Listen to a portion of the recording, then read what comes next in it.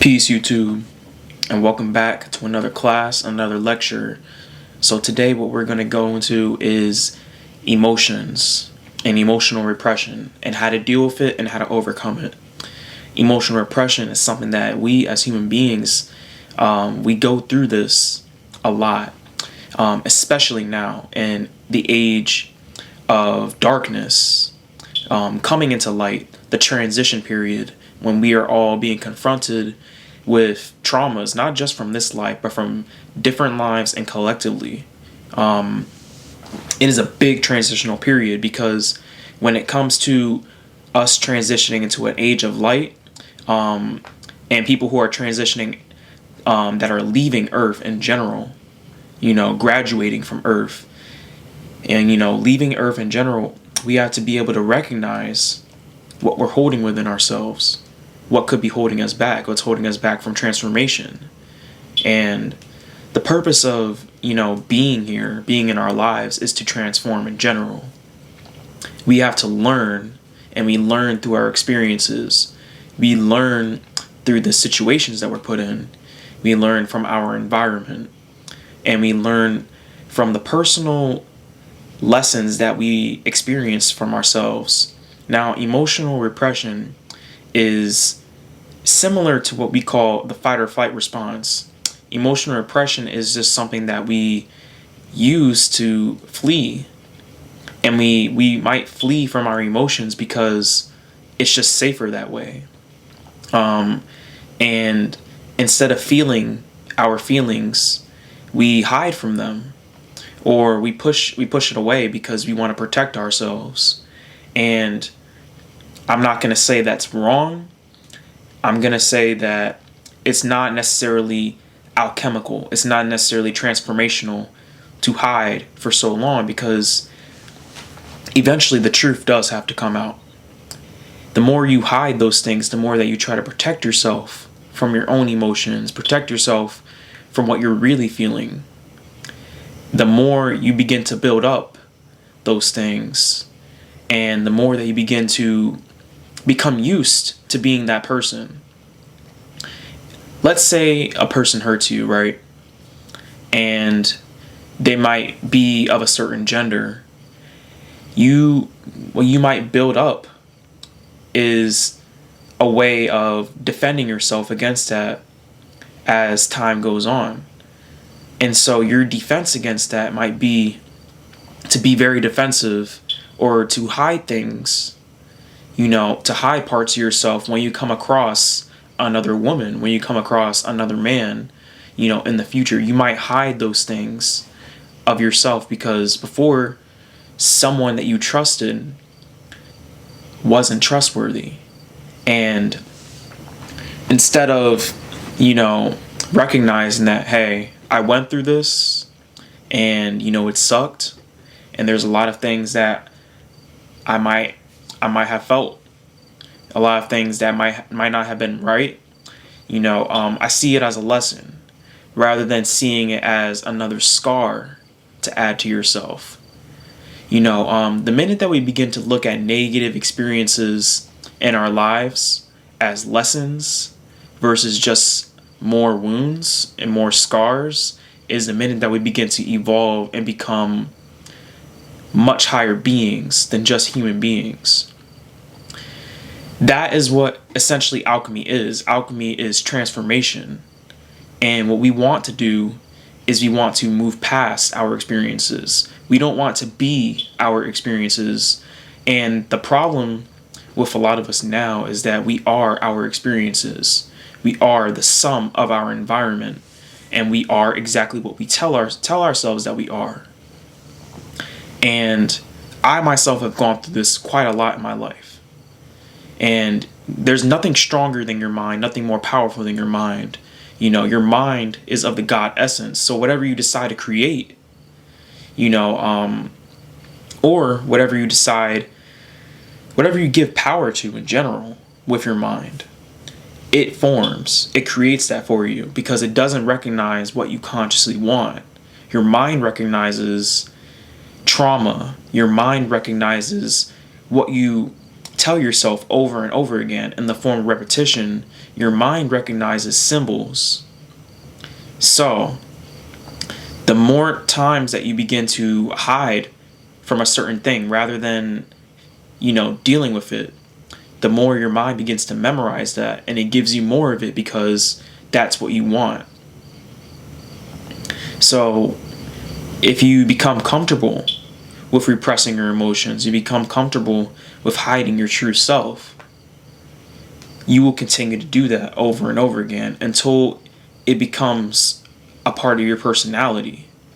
And you may not even know why. And so that can lead to confusion, that can lead to depression, that can lead to all sorts of things. And this is exactly why it's important for us to actually come to an understanding of our emotions. The understanding, the minute you understand something, is the minute that you are in control of that. So if we understand ourselves, we can control ourselves. If you can control yourself, you can control your mind. If you can control your mind, you can control your environment, you can control your emotions, and you can control your thoughts. If you can control all of those things, you control your entire life. You control your entire universe. That's the power of your mind. And so we're going to take a deeper look into this. If not emotional repression, if not emotional protection, then what else? Because obviously things are going to happen. Let's be honest. Let's not sugarcoat this in the name of spirituality, right? No, I'm not telling you to do that. I'm telling you to be honest with yourself. And that's something that isn't necessarily just spiritual. That's just, some real shit. Be real with yourself. Understand yourself. Now, there are times where it's okay to hide things. It's okay to repress things. But that's meant to be temporary as long as you decide to go within and check within yourself. Checking within yourself and emotionally outlining yourself, coming to an emotional understanding with yourself through meditation, through sitting in silence, just, in general, whatever you might do that helps you really connect with yourself, get deeper in touch with yourself, whatever you might do, you need to keep doing that, because that's essentially your power. That's your inner power. And we do this all the time. Have you ever just, when things are going completely wrong, you just want to close your eyes? That's essentially what going within is. There's no right or wrong way to do it, the same way there's no right or wrong way to meditate. Whatever you define as going within, whatever brings you, the true solitary time with your thoughts and your emotions to really just sit there and be real with yourself. We have to feel these things. Now, the times that you might want to repress them is when you might know that you might act out of anger and you might be destructive, in a way that might not be beneficial towards yourself in the future. In that sense, yes, you might want to wait and check in with yourself later. Just be realistic about it with yourself. See whether, entirely feeling out those emotions at that time is the best thing to do or not. But don't hide it forever. Don't let it sit, because when things sit, they fall down deeper into your lower chakras. And your lower chakras, they house your most dense emotions. What you want to do is you want to let go of your emotions. There's a book that I have. It's by David R. Hawkins. It's called Letting Go, The Pathway to Surrender. So in letting go, he says that letting go involves being aware of a feeling, letting it come up, staying with it, and letting it run its course without wanting to make it different or do anything about it. It simply means to let the feeling be there and to focus on letting out the energy behind it. The first step is to allow yourself to have the feeling without resisting it, venting it, fearing it, condemning it, or moralizing about it. It means to drop judgment and to see that it is just a feeling, The technique is to be with the feeling and surrender all efforts to modify it in any way. Let go of wanting to resist the feeling. It is resistance that keeps the feeling going.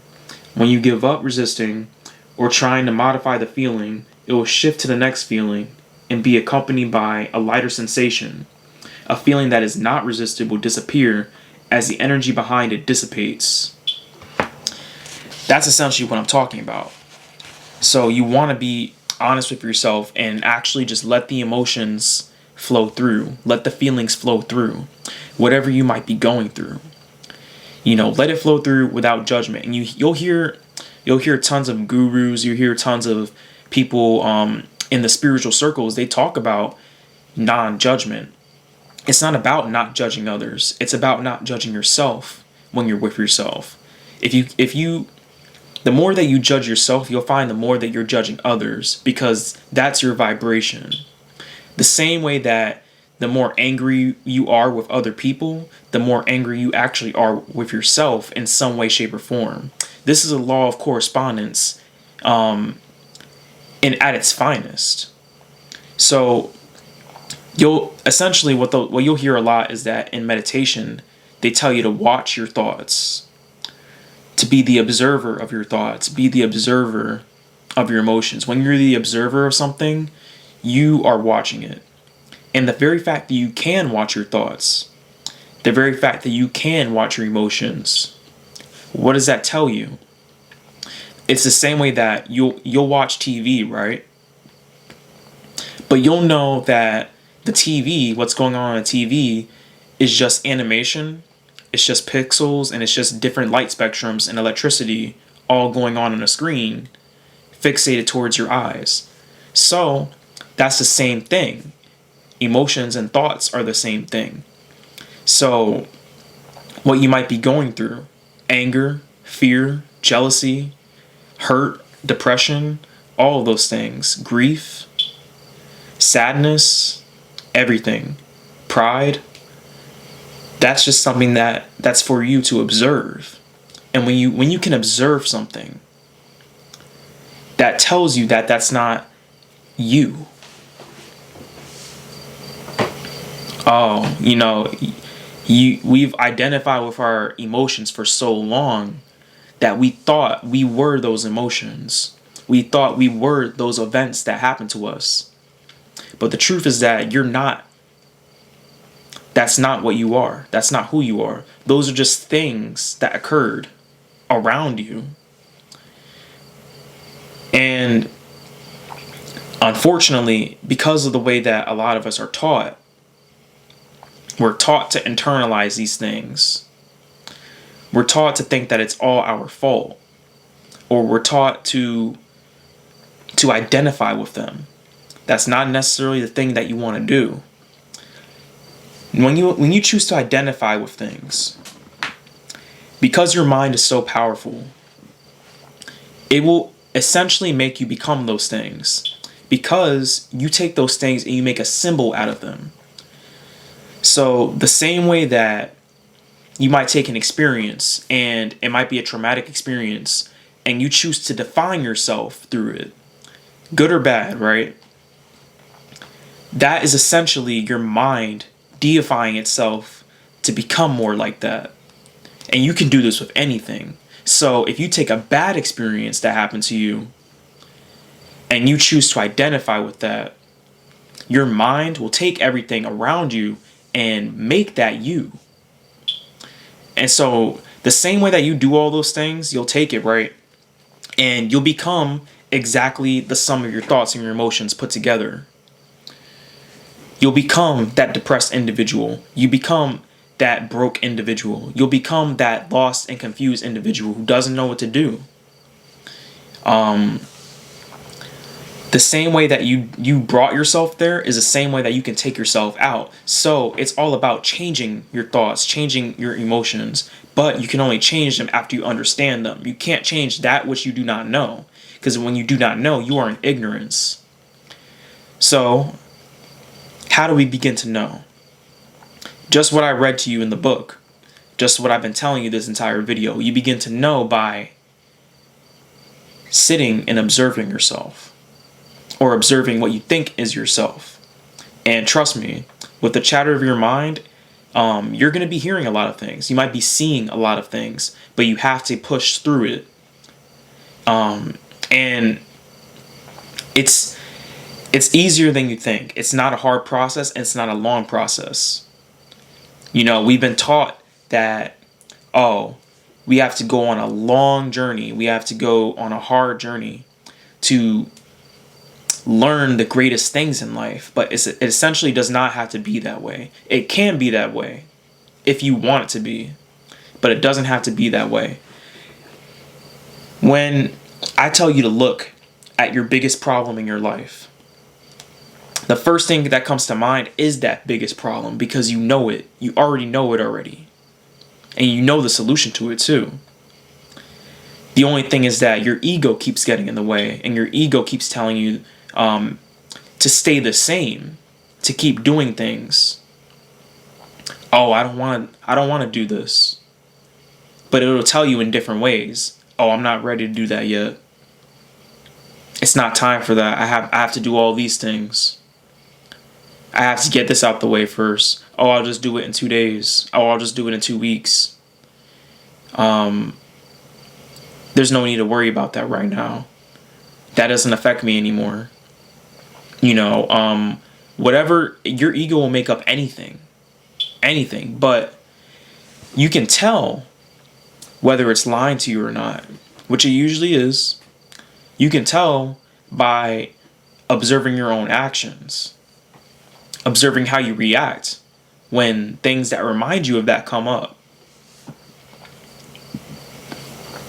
And trust me, they come up every day.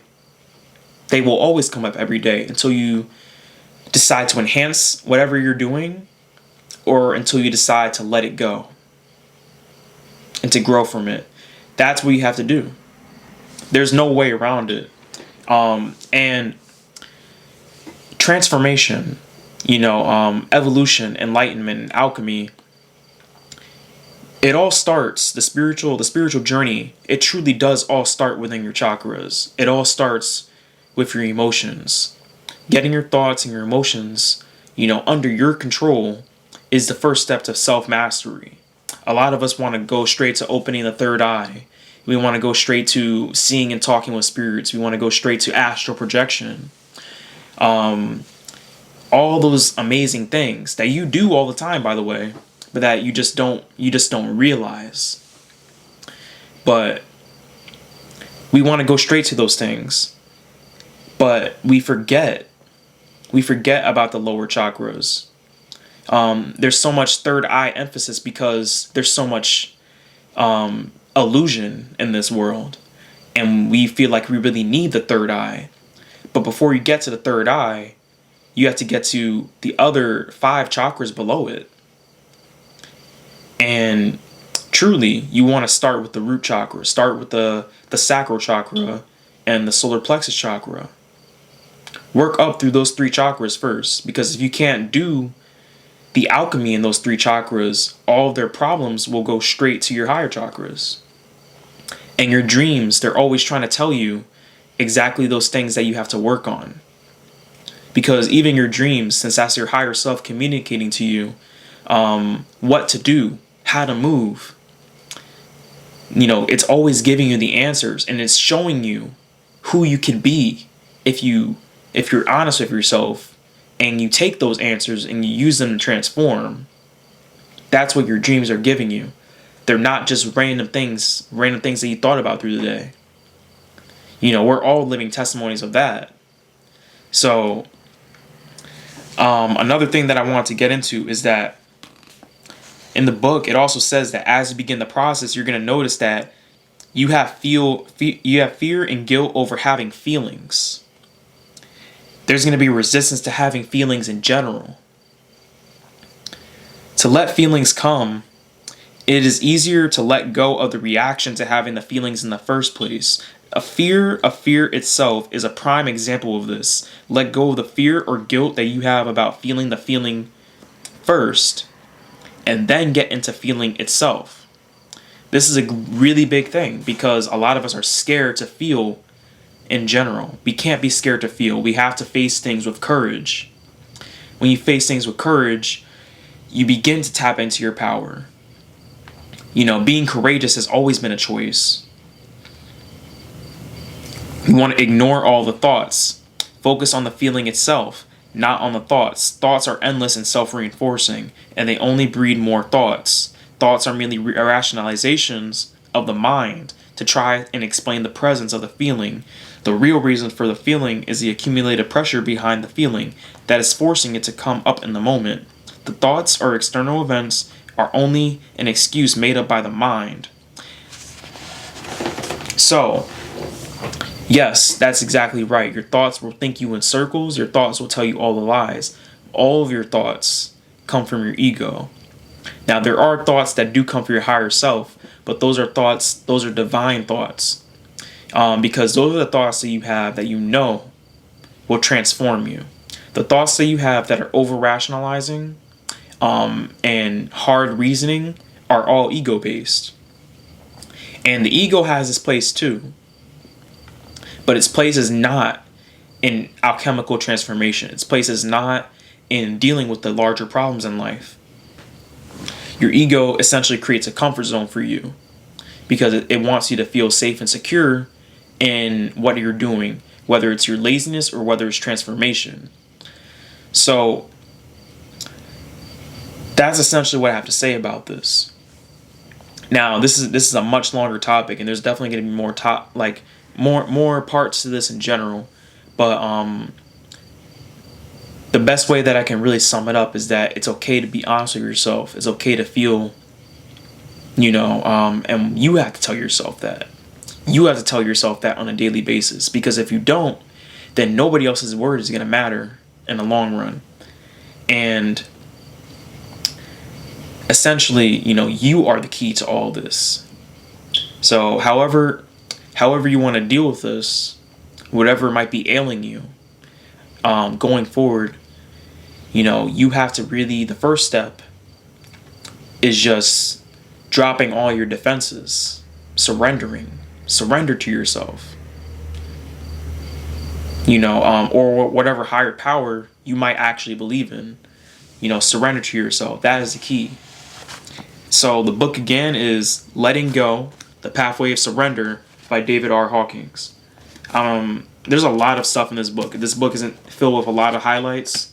And I'll definitely be talking more about it. There's so much in this book that I can make hundreds of videos on.